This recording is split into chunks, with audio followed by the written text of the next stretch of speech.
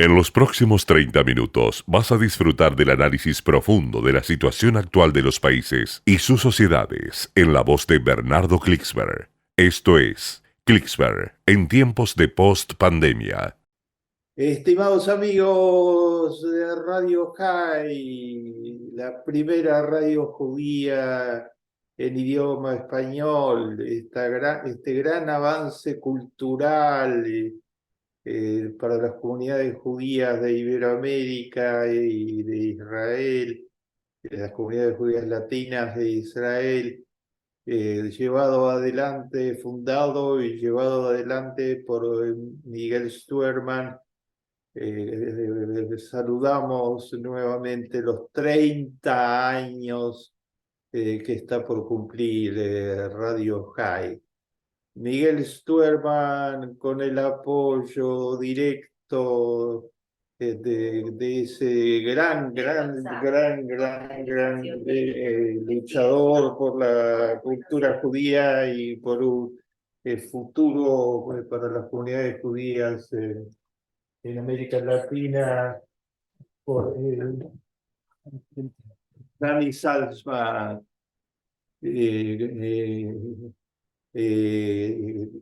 Aquí Klicksberg, que en la post-pandemia les habla Bernardo Klicksberg, y no sería posible el programa que hacemos con todo cariño si no fuera por el apoyo directo de Rocío González, esta fenomenal periodista joven. Queridos amigos, en primer lugar, estamos nuevamente en alarma en todo el mundo judío por la campaña sistemática de este Estado dirigido por una mentalidad retrógrada y terrorista por Irán, cada vez más implicado en tramar conspiraciones contra el Estado de Israel.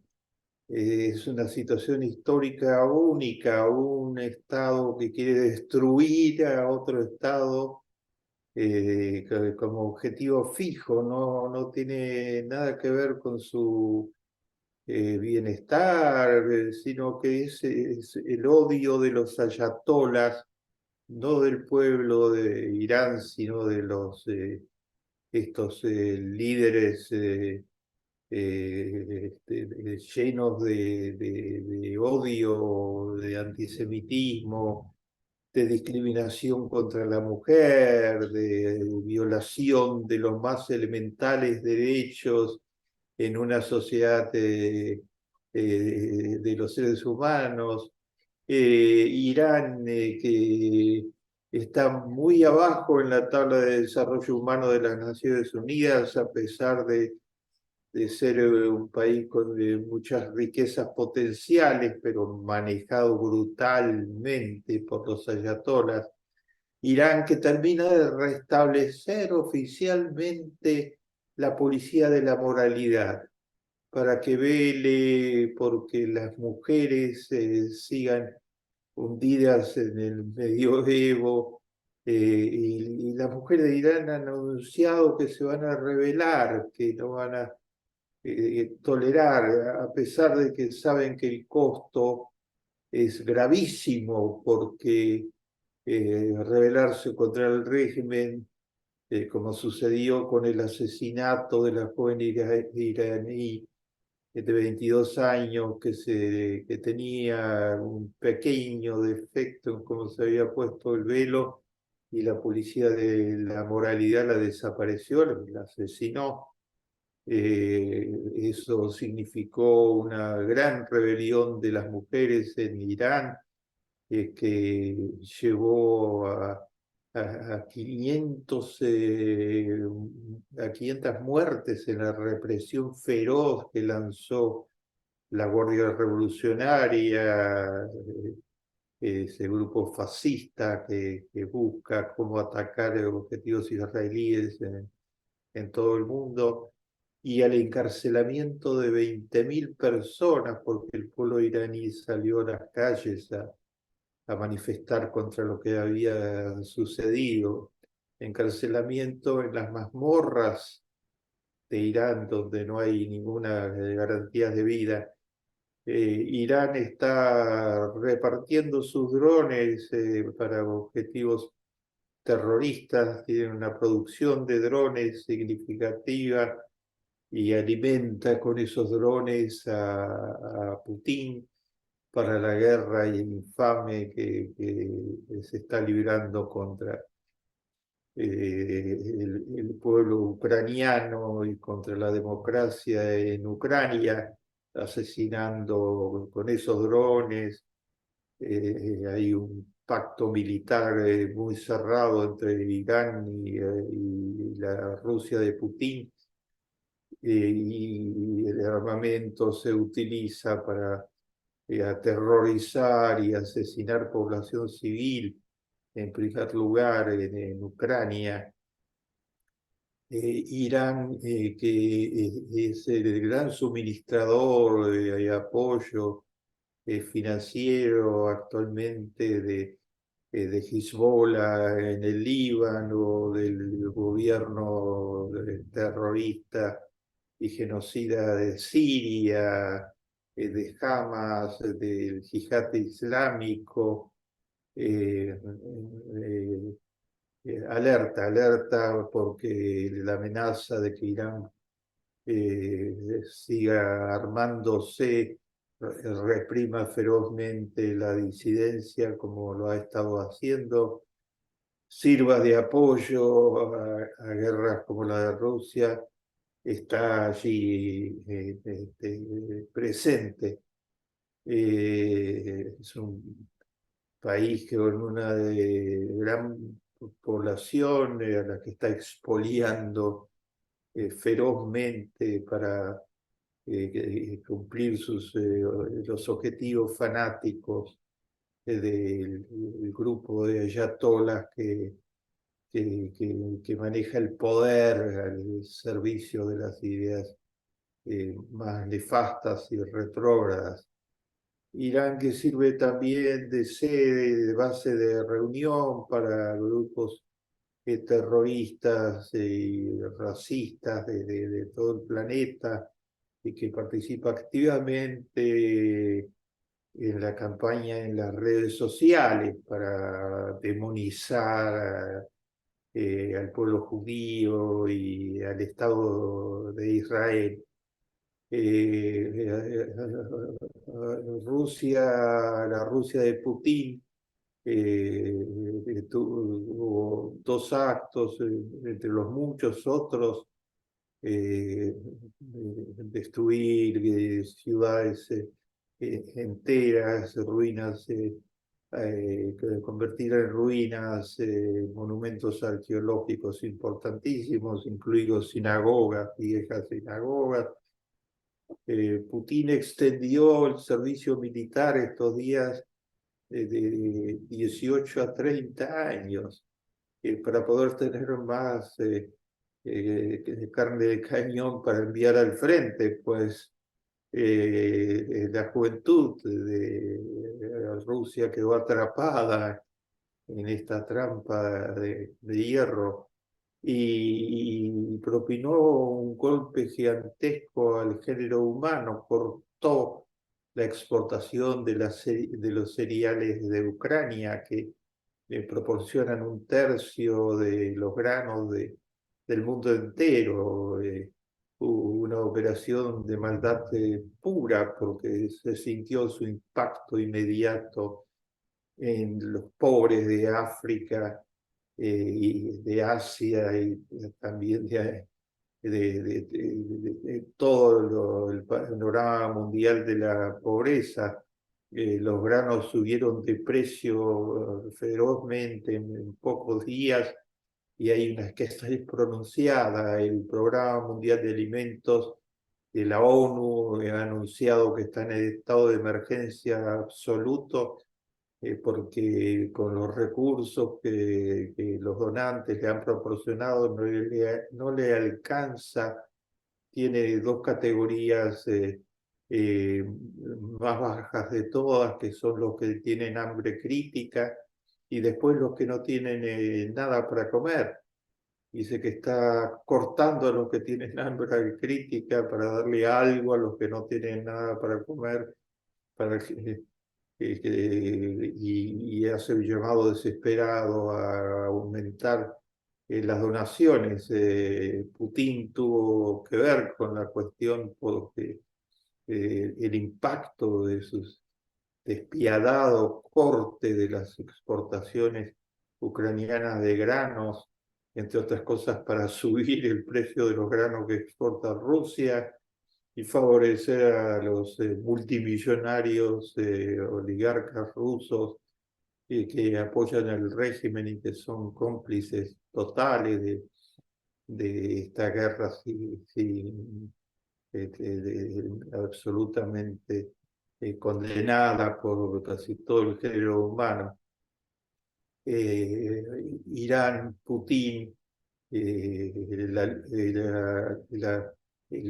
la focalización del odio de Irán y todos los grupos terroristas eh, de, eh, de Medio Oriente, en el Estado de Israel y de los grupos de ultraderechistas del mundo, en, el, en el pueblo judío en su conjunto, el crecimiento de la ultraderecha. Alemania 22% de los votos, de acuerdo a las últimas encuestas. Eh, el régimen semifascista, fascista de Hungría, que tiene en su gobierno al partido nazi, el crecimiento del neonazismo en Francia, en Italia, todo esto con la pequeña luz que significó el retroceso de Vox, la extrema derecha en España. Vox, entre otras cosas, niega que exista cambio climático.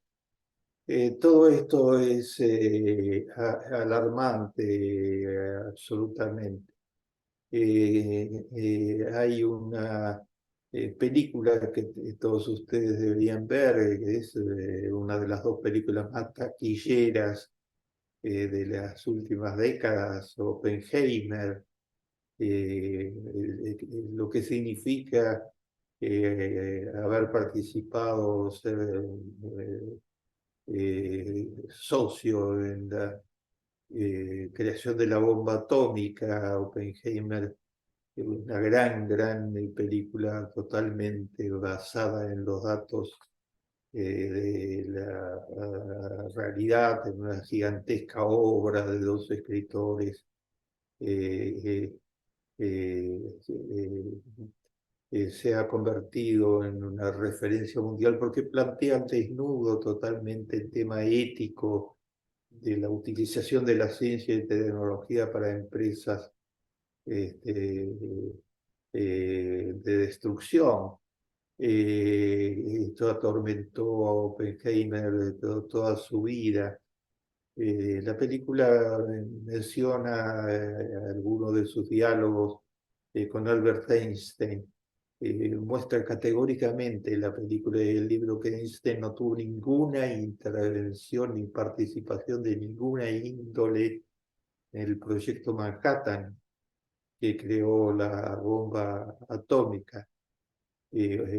Oppenheimer, judío y con simpatía por algunas causas de derechos humanos, fue después de producir la bomba, perseguido después en Estados Unidos por los macartistas, que convirtieron su vida en muy trágica, al mismo tiempo que seguía peleando con su conciencia por lo que significó la bomba atómica.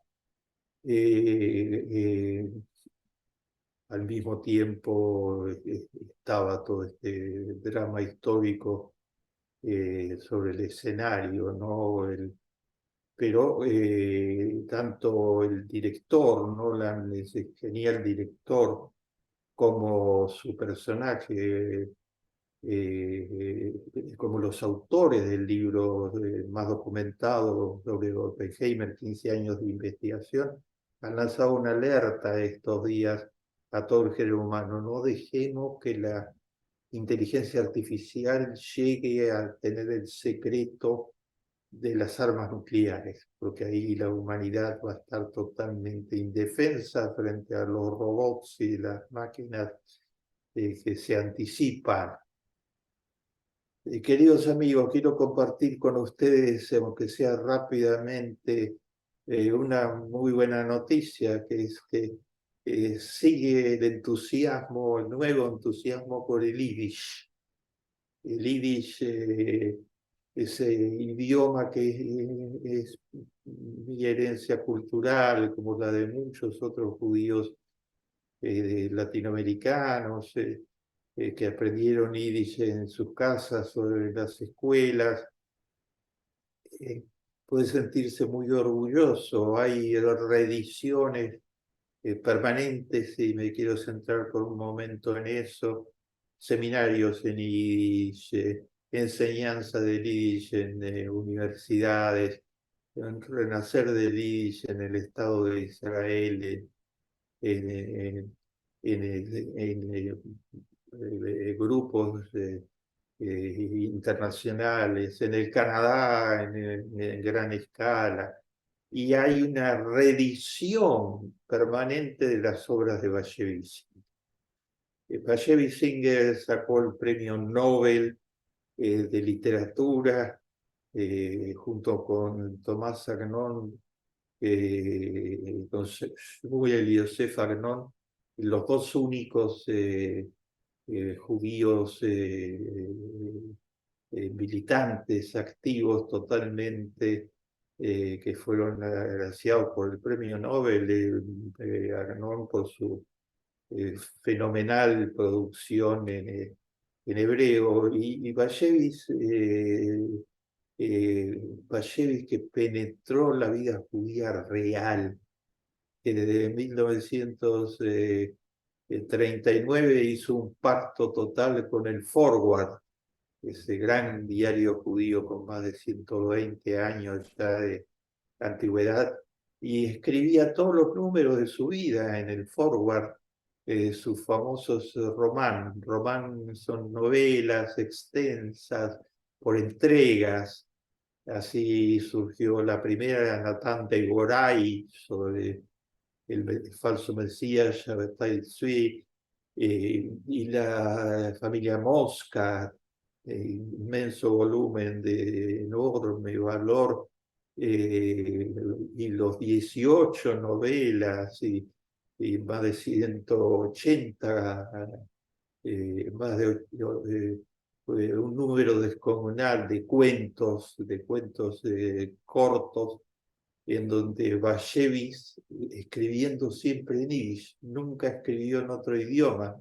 Podía escribir en inglés, pero decidió escribir en yiddish, y Bashevis, en el idioma de lo que llamó un pueblo desesperado, pero lleno de coraje, describió la vida real del pueblo judío que pasó por de la Rusia zarista, por los pogroms, por el hambre en los años 20 y por la persecución, el genocidio mayor de la historia durante la Segunda Guerra Mundial, y tratando de entender la realidad y vivir la vida con alegría a pesar de todo. Otro premio Nobel de judío, Saúl Bellow, se tomó el trabajo, imagínense, en un premio Nobel traduciendo a Bashevis al inglés, porque quería que se conociera bien y bien traducido. Entonces tradujo Gimpel el Tonto, y un premio Nobel tomándose el trabajo de traducir el Premio Nobel de Literatura a Bashevis. Bashevis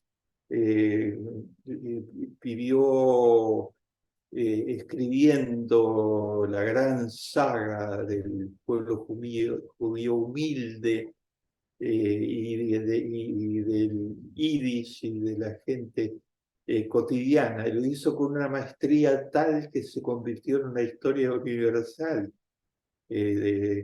Los libros de Bashevis y de Zinker, como El mago de Lublin, se convirtieron en universales. Fue llevado al cine, fue llevado al teatro. Él convirtió al Yiddish en una referencia para todo el género humano. El Yiddish no es simplemente el idioma, un idioma más, es un idioma de una riqueza inmensa y muchas palabras del Yiddish que fueron tomadas, incorporadas al inglés, al idioma inglés que se habla en Estados Unidos y en otros lugares. No hay manera de describir cosas que no sean mejor con una palabra en yiddish que tiene tanta gracia, tanta profundidad. Y fue Bashevis Singer el que lo inmortalizó y lo sigue inmortalizando a través de la revisión permanente de sus obras,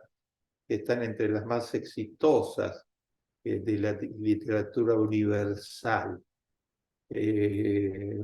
Termino con una buena noticia de las tantas que proyecta normalmente la ciencia y la tecnología israelí. Terminan de descubrir cómo combatir el cáncer, eliminar las células cancerosas de la espina cervical a través de un tratamiento parecido al que se usó para enfrentar el coronavirus. Eh, la ciencia israelí termina de aportar esto, y también cómo eliminar los efectos de dióxido de carbono, del amoníaco, que es la base de muchísimas de la agricultura y en otros campos, y que crearon el amoníaco verde. La startup israelí que lo creó ganó un premio nacional e internacional muy importante. Hemos ido del odio de Irán a la belleza y el legado inmortal del Yiddish y la potente contribución permanente de la ciencia y la tecnología israelí. Muy orgullosos debemos estar del Yiddish. Que debemos apoyar todos los esfuerzos con toda fuerza, seguir luchando contra el odio Irán, los grupos terroristas, la guerra salvaje desatada por Putin, y fortalecer esta llama creativa tan intensa de solidaridad y de conocimiento para todo el mundo que brota de la ciencia y la tecnología israelí, de la cooperación permanente solidaria de Israel con los desheredados del mundo. Llegamos al final. Esto fue Clicksberg en tiempos de post-pandemia.